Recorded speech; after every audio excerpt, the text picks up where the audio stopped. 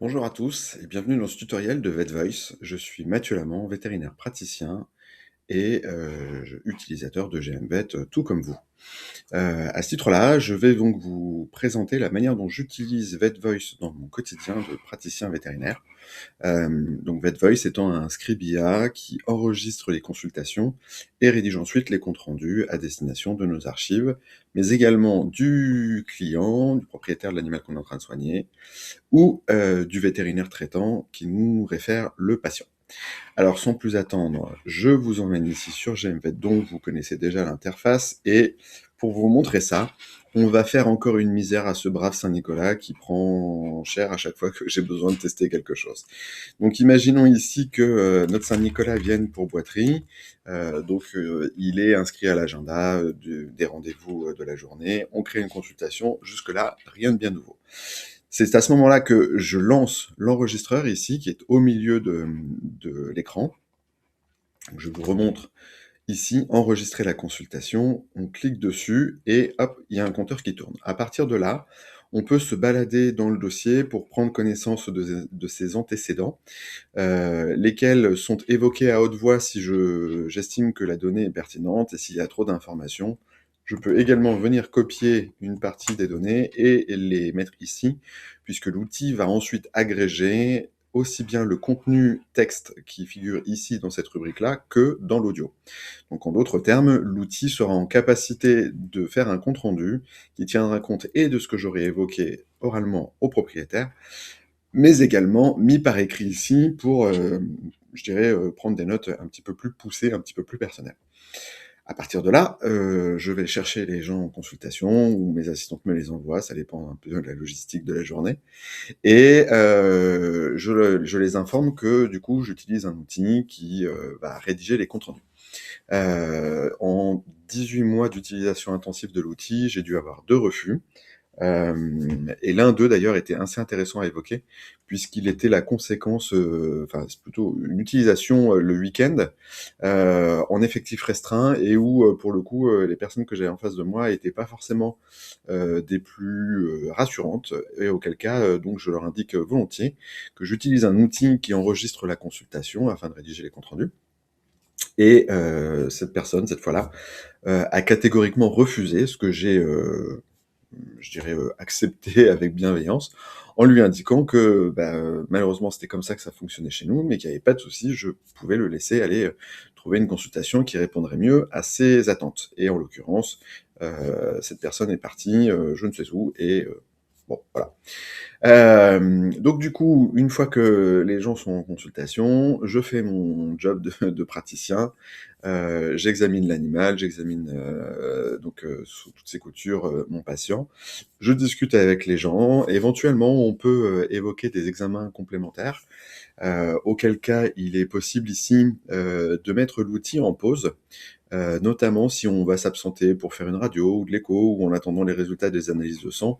C'est un petit bouton écolo qui évite que l'enregistrement ne génère un fichier trop gros et mobilise inutilement des ressources informatiques et technologiques par la suite. Dès lors que je reviens en consultation, c'est reparti, et pour celles et ceux qui sont pas à l'aise avec le fait qu'il y a un compteur qui tourne, vous pouvez ici le faire disparaître en cliquant sur le bouton rafraîchir la consultation, et comme ça, plus personne ne le voit. Alors une fois que j'ai terminé ma consultation, je raccompagne les gens, à l'accueil et ce faisant, je viens ici cliquer sur terminer pour, envoyer le compte rendu. Bon là, en l'occurrence, ça va pas nous servir à grand chose, donc je vais pas envoyer ça dans la mesure où ça va pas générer de compte rendu particulier.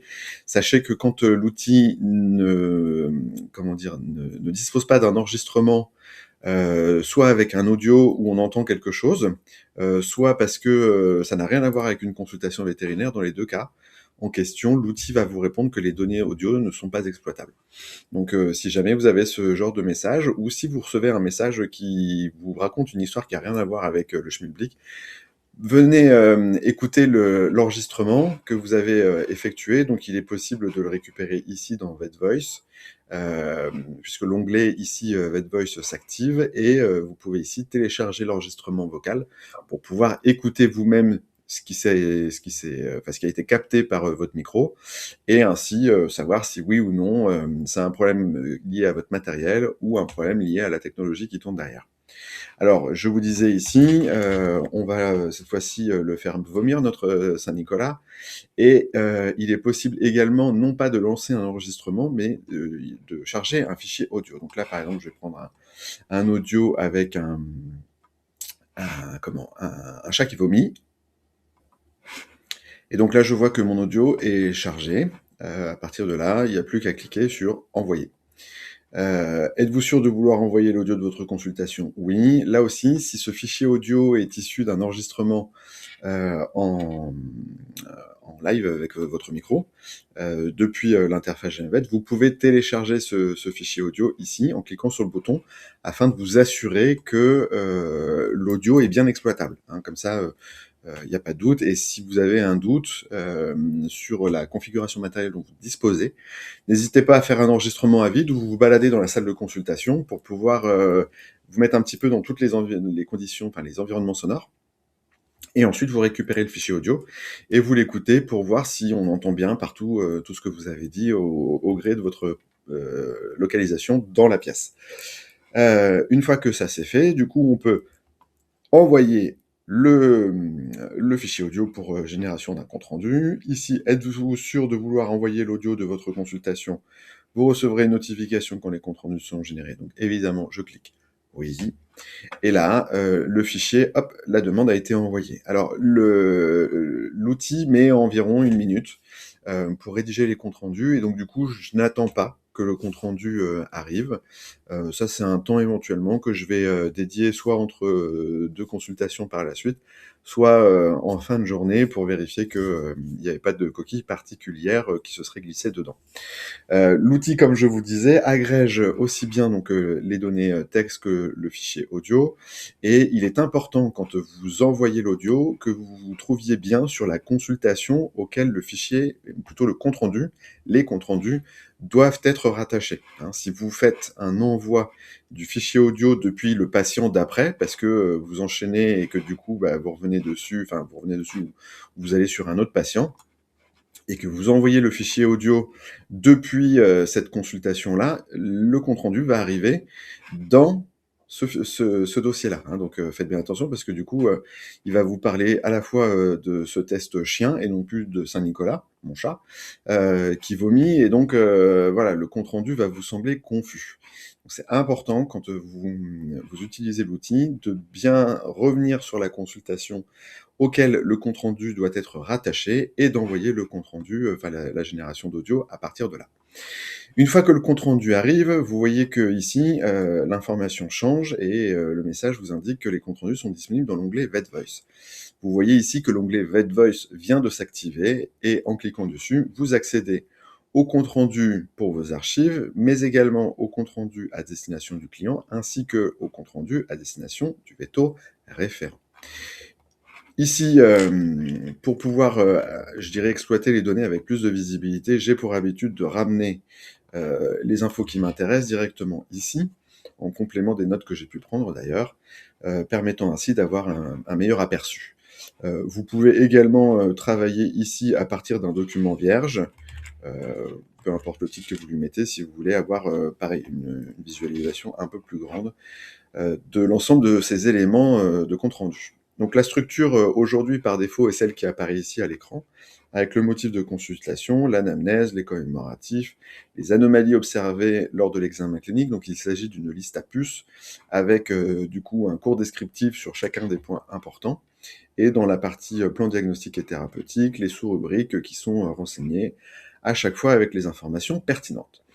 Dans, ces différentes rubriques n'apparaissent que les rubriques pour lesquelles il y a une information à apporter. Si jamais il n'y a pas de choses particulières à évoquer, par exemple, il n'y a pas d'examen complémentaire ni proposé ni réalisé, à ce moment-là, bah, cette rubrique examen complémentaire ne figurera pas dans le compte rendu final. La conclusion est toujours, quelque chose qu'il convient de noter soi-même. L'outil n'est pas prévu pour, inscrire ici dans la conclusion, le diagnostic que vous auriez établi ou les suspicions diagnostiques que vous auriez, établies. Il est important également de signaler, que, l'outil, connaîtra prochainement une évolution avec la possibilité de personnaliser les trames de compte rendu, notamment pour pouvoir utiliser des trames plus spécifiquement adaptées aux circonstances, ou aux consultations que vous feriez. Comme par exemple, des consultations d'échographie, si vous voulez un compte rendu d'écho, des consultations de comportement, de dermato, de neuro et j'en passe. Et donc du coup, vous pourrez même personnaliser, les trames, de manière à ce que vous puissiez obtenir, vous, quelque chose qui vous ressemble. Le gros intérêt malgré tout de cette, techno, c'est de pouvoir justement standardiser les comptes rendus de manière à ce que, peu importe le vétérinaire qui a consulté le jour J, par la suite, lorsque quelqu'un d'autre dans l'équipe va venir, sur le dossier du patient, il sait exactement comment l'information est structurée et pourra venir, puiser les infos dont il a besoin ici dans le compte rendu. Alors, l'outil permet, principalement 2 choses, en consultation. Permet un gain de temps pour ceux, qui se fondaient d'un compte rendu relativement exhaustif et ici vous voyez que quand même, ça va beaucoup plus vite à faire par cet outil-là plutôt que de le taper soi-même. Donc là, ça augure de belles soirées pour celles et ceux qui rentraient à la maison et qui passaient un peu de temps, avec, la famille, devant la série le soir à taper les comptes rendus, des consultations qui avaient été réalisées dans la journée. Pour celles et ceux qui ne faisaient pas forcément, ce genre de choses, et ben, eux aussi ils gagnent, alors pas forcément en temps parce que pour le coup, le temps qu'ils prenaient pour, écrire les notes, bah, globalement, c'est le même temps qu'il faudra à la techno pour rédiger un compte rendu exhaustif.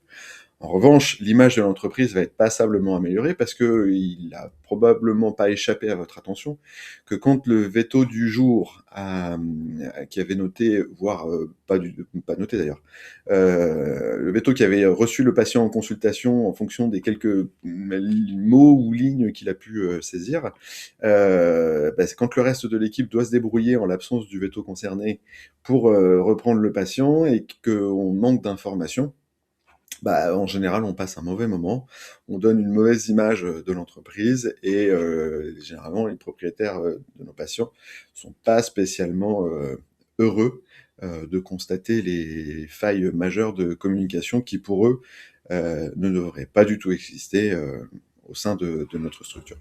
Donc voilà, donc c'était l'outil VetVoice. J'espère que l'outil vous apportera autant de satisfaction, que nos bêta-testeurs, ont pu, en témoigner.